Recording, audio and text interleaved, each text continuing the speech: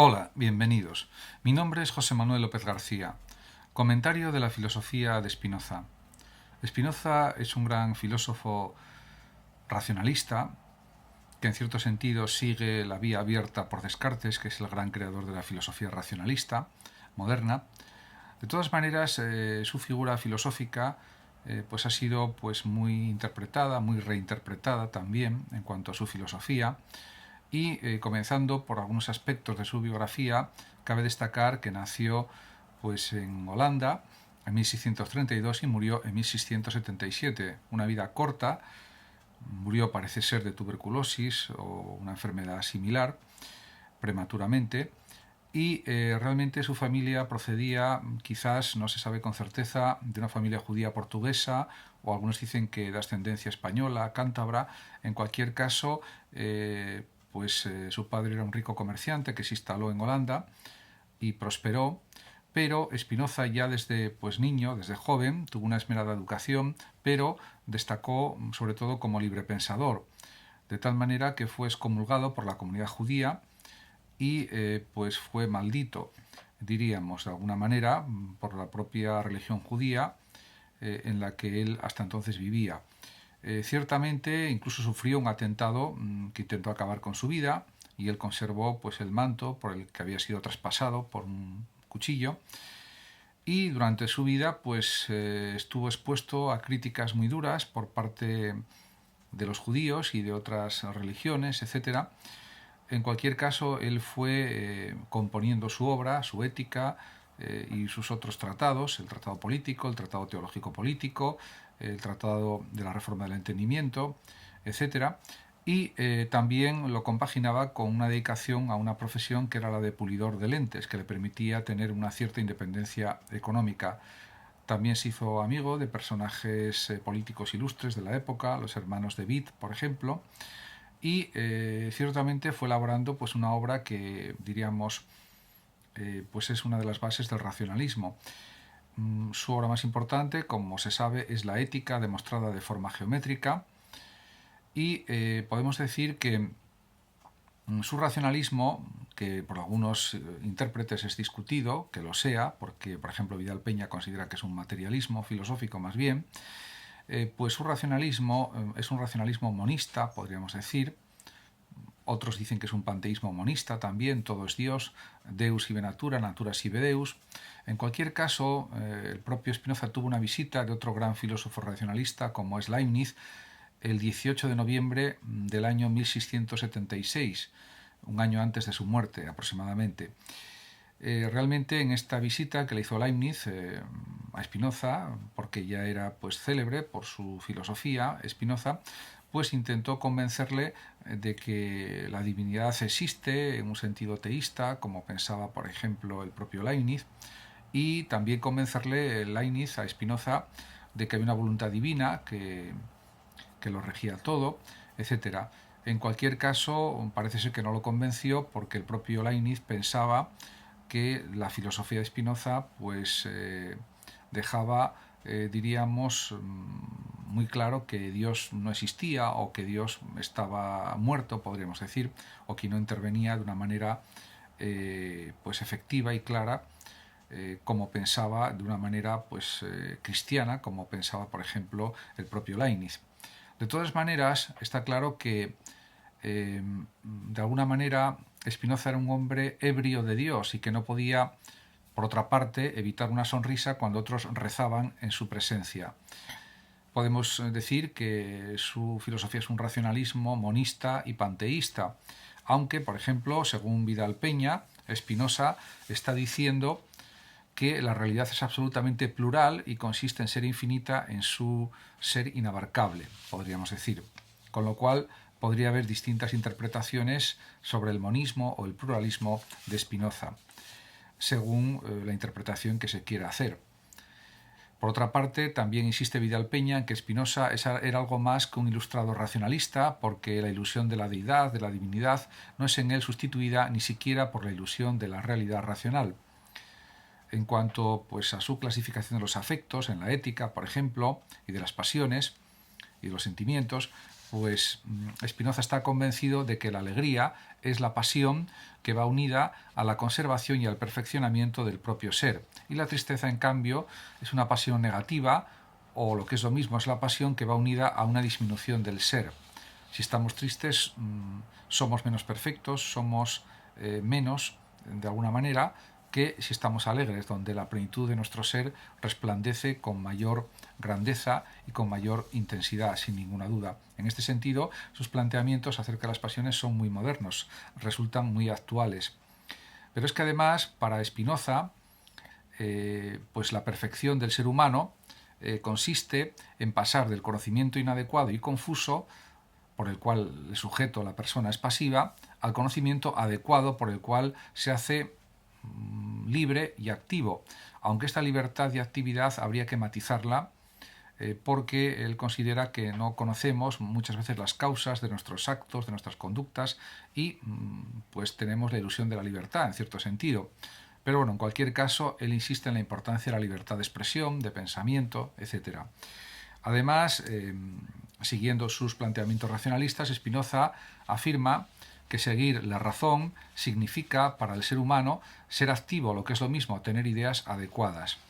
En este orden de cosas está claro que lo razonable o la razón es para Spinoza la recta consideración de lo útil, de lo más adecuado para cada ser humano, para cada persona. Ciertamente, en cuanto al tema de la muerte, Spinoza se muestra muy claro, porque llega a decir en su Ética lo siguiente: el hombre libre en ninguna cosa piensa menos que en la muerte, y su sabiduría está en la meditación no de la muerte, sino de la vida. Efectivamente, porque al final lo más importante para cada sujeto, para cada persona, para cada individuo, es obrar y vivir conforme pues a la razón y buscando el propio beneficio, la propia felicidad, la propia utilidad, etc. Y asimismo lo dice, él dice obrar, vivir y conservar el propio ser como fundamento de la búsqueda de la propia utilidad. En este sentido, también podemos insistir en que para Spinoza, pues la razón del hombre es importante para ser más libre, para alcanzar la libertad de las pasiones, y por eso también señala este pensador que el fin del Estado es verdaderamente conseguir la libertad del colectivo, de las personas y de cada sujeto también. En cuanto a la necesidad geométrica, para Spinoza es el mismo Dios.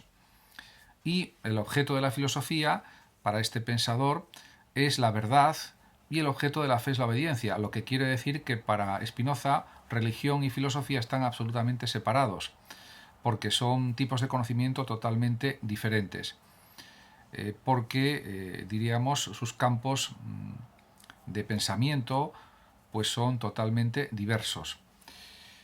Por otra parte, según Spinoza, para el Estado, tanto como para el individuo particular, la mejor regla sería la de fundarse en los preceptos, en las reglas de la razón. En este sentido, pues se acerca de alguna forma a los planteamientos cartesianos. Por ejemplo, en el libro, pues bueno, cuando habla el propio Descartes de las reglas para la dirección del espíritu, aunque aquí, pues bueno, con otros matices pues diferenciados de lo que dice Descartes, pero el núcleo de la cuestión pues viene a ser el mismo. En cualquier caso, el propio Spinoza dice que de cualquier modo que concibamos o pensemos la naturaleza, o bajo el atributo de la extensión o bajo el atributo del pensamiento, como también diría, por ejemplo, Descartes, o bajo cualquier otro, siempre encontraremos un único y mismo orden, una única y misma conexión de causas o de las causas. Esto es una sola e idéntica realidad. Por lo tanto, podríamos decir que hay una equivalencia entre Dios, naturaleza y sustancia, y también realidad. Deus sive natura, sive substantia, sive realitas, podríamos decir también. En definitiva, para Spinoza, la sustancia es una identidad de naturaleza y Dios en el orden necesario del todo. Sobre la filosofía spinoziana ha habido numerosísimas interpretaciones por muchos filósofos y también estudiosos de la filosofía de Spinoza. Por ejemplo, para Martial Gerould, la clave de Spinoza está en su absoluto geometrismo filosófico, el riguroso proceso deductivo de sus razonamientos, la coherencia interna de las demostraciones, que son, diríamos que, lo característico de su filosofía. En cambio, para Vidal Peña, como he apuntado un poco al principio también, la interpretación que se puede hacer de Spinoza, diríamos, es como la del precedente más ilustre del materialismo filosófico, inserto en una tradición estoica. En este sentido, las tres ideas Deus o Dios, sustancia y naturaleza, son lo equivalente a la materia ontológico general del materialismo. Ciertamente, las ideas filosóficas de Spinoza siguen siendo todavía objeto de numerosas reinterpretaciones, porque, por ejemplo, su Ética es una obra monumental, una obra magnífica, aunque también es verdad que algunas de sus demostraciones son discutidas en la actualidad, pero en cualquier caso nadie niega la profundidad de sus razonamientos, de sus afirmaciones, de sus desarrollos argumentativos, etc. Los marxistas, por ejemplo, han valorado en el espinocismo aspectos que lo vinculan al marxismo como un sistema parecido en ciertos sentidos. Incluso después de la filosofía de Althusser, discípulos de este filósofo como Badiou, Negri o Albiach, pues siguen estos planteamientos, diríamos, de afirmar la vinculación del espinocismo con el marxismo. En cuanto al Tratado para la Reforma del Entendimiento, que es una de las obras de Spinoza, pues él consideraba que era absolutamente necesario la reforma del entendimiento y hacerlo apto de esta manera para comprender las cosas de manera que se alcance nuestro fin, que sería para Spinoza la felicidad. Spinoza, por otra parte, niega tajantemente la libertad humana y la finalidad de la naturaleza.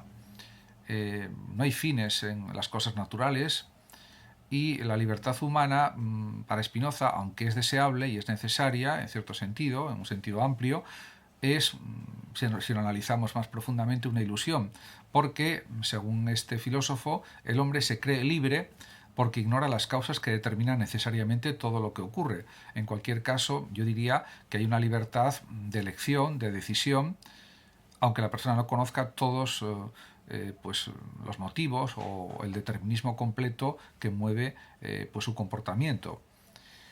En relación también con las matemáticas, por supuesto, Spinoza admira la necesidad deductiva que tienen, lo que, a su juicio, rompe los prejuicios o las falsas ideas espontáneas del hombre y nos hacen ver que todo deriva de modo necesario. Por otra parte, él considera necesario racionalizar las pasiones, no eliminarlas, sino racionalizarlas para poder comportarnos de mejor manera y buscar nuestra utilidad, nuestro beneficio y sobre todo nuestra felicidad. En este sentido, su filosofía es una filosofía muy equilibrada, muy basada en el sentido común, podríamos decir, en la racionalidad y en huir de los extremos y buscar un cierto equilibrio. Muchísimas gracias a todos por su atención. Saludos como siempre a los oyentes de Radio Sofando y hablando de Filosofía de México, que sé que me escuchan con interés. Y por último, decir que los que lo deseen pueden compartir este vídeo en sus redes sociales, darle like o suscribirse a mi canal de YouTube, en el que ya tengo más de 2050 vídeos publicados. Gracias y hasta siempre.